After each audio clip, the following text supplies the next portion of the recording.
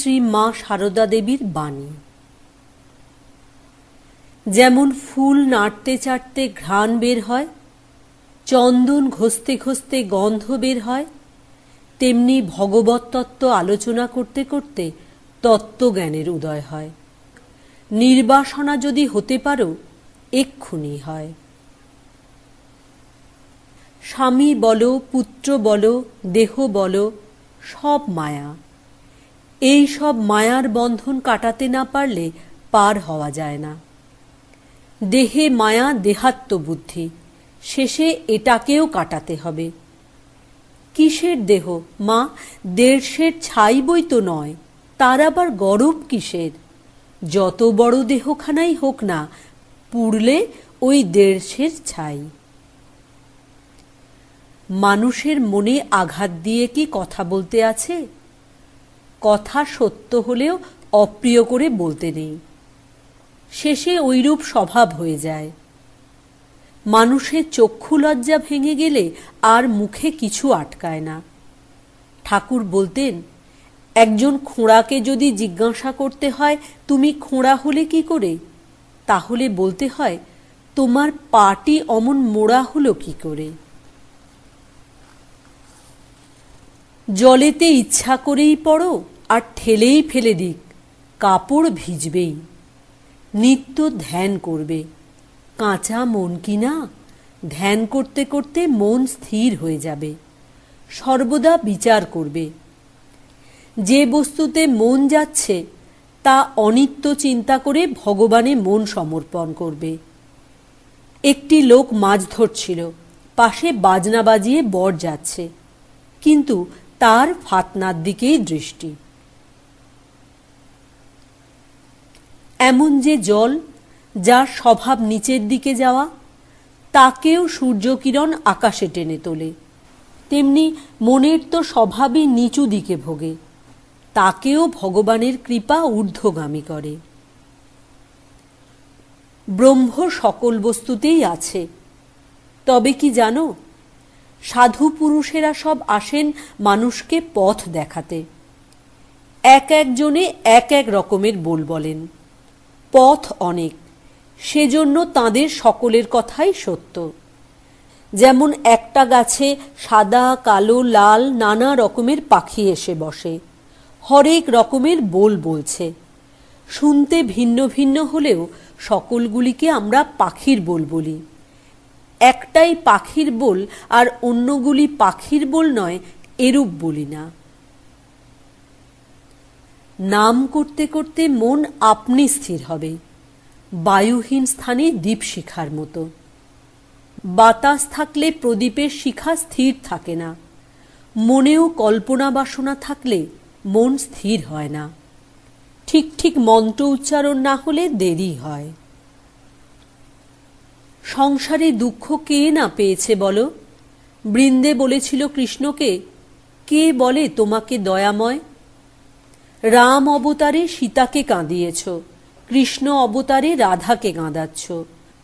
আর কংস কারাগারে দুঃখ কষ্টে দিনরাত কৃষ্ণ কৃষ্ণ করেছে তোমার পিতামাতা। তবে যে তোমাকে ডাকি তা এই জন্য যে তোমার নামে সমন ভয় থাকে না। যখন মনে কোনো বিষয় উদিত হবে, জানবার ইচ্ছা হবে, তখন একাকী কেঁদে কেঁদে তাঁর নিকট প্রার্থনা করবে। তিনি সমস্ত মনের ময়লা ও কষ্ট দূর করে দেবেন আর বুঝিয়ে দেবেন।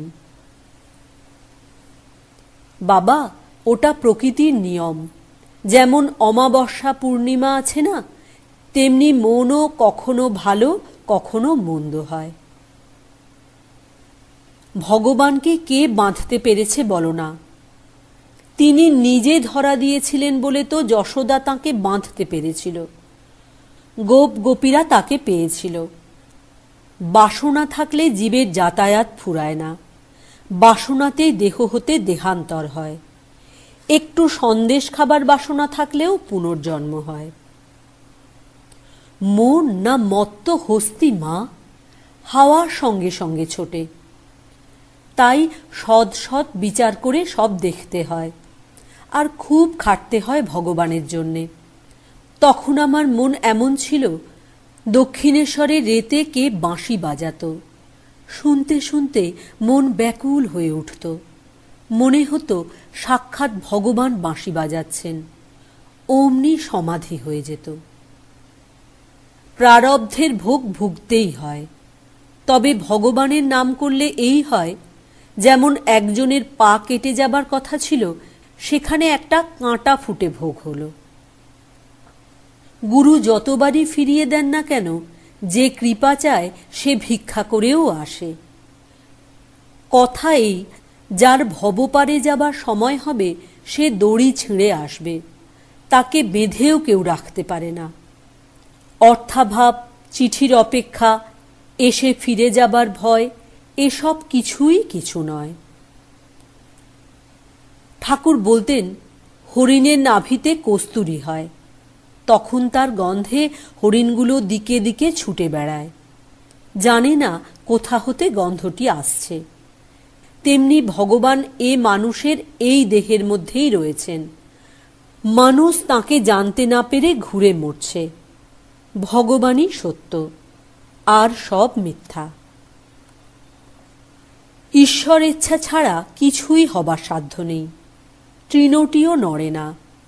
যখন জীবের সুসময় আসে তখন ধ্যান চিন্তা আসে, কুসময়ে কুপ্রবৃত্তি, কুযোগাযোগ হয়। তাঁর যেমন ইচ্ছা তেমনি কালে সব আসে, তিনিই তার ভিতর দিয়ে কার্য করেন। ভালো কাজ করতে গেলে আন্তরিক খুব যত্ন ও রোগ চাই। যখন নবতে থাকতুম, রাতে যখন চাঁদ উঠত, গঙ্গার ভিতর স্থির জলে চাঁদ দেখে ভগবানের কাছে কেঁদে কেঁদে প্রার্থনা করতুম, চন্দ্রতেও কলঙ্ক আছে, আমার মনে যেন কোনো দাগ না থাকে। কাজ করা চাই বই কি, কর্ম করতে করতে কর্মের বন্ধন কেটে যায়, তবে নিষ্কাম ভাব আসে। এক দণ্ড কাজ ছেড়ে থাকা উচিত নয়। বাবা সর্বদাত্তরে জানবে যে ঠাকুর তোমাদের পেছনে রয়েছেন। আমি রয়েছি, আমি মা থাকতে ভয় কি? ঠাকুর যে বলে গেছেন, যারা তোমার কাছে আসবে আমি শেষকালে এসে তাদের হাতে ধরে নিয়ে যাব। যে যা খুশি করো না কেন, যেভাবে খুশি চলো না কেন, ঠাকুরকে শেষকালে আসতেই হবে তোমাদের নিতে। ঈশ্বর হাত পা দিয়েছেন, তারা তো ছুঁড়বেই, তারা তাদের খেলা খেলবেই। অমন কাজও করো না। যার উপর যেমন কর্তব্য করে যাবে, কিন্তু ভালো এক ভগবানকে ছাড়া আর কাউকে বেশো না। ভালোবাসলে অনেক দুঃখ পেতে হয়। শোনো মা, যত বড় মহাপুরুষই হোক, দেহ ধারণ করে এলে দেহের ভোগটি সবই নিতে হবে। তবে তফাতেই, সাধারণ লোক যায় কাঁদতে কাঁদতে, আর ওরা যান হেসে হেসে। মৃত্যুটা যেন খেলা। যার যা প্রাপ্য তা হতে তাকে বঞ্চিত করা কি উচিত? এই যে তরকারির খোসাটা, এও গরুর প্রাপ্য, ওটিও গরুর মুখের কাছে ধরতে হয়। মানুষের আর কতটুকু বুদ্ধি, কি চাইতে কি চাইবে? শেষে কি শিব গড়তে বানর হয়ে যাবে? তাঁর শরণাগত হয়ে থাকা ভালো। তিনি যখন যেমন দরকার তেমন দিবেন। তবে ভক্তি ও নির্বাসনা কামনা করতে হয়। এ কামনা কামনার মধ্যে নয়। মন্ত্র জপও করবে বই কি, তবে মন স্থির করে একবার ডাকলে লক্ষ জপের কাজ হয়। নতুবা সারাদিন জপ করছে কিন্তু মন নেই, তাতে ফল কি? মন চাই, তবে তাঁর কৃপা। যদি শান্তি চাও মা, কারো দোষ দেখো না, দোষ দেখবে নিজের।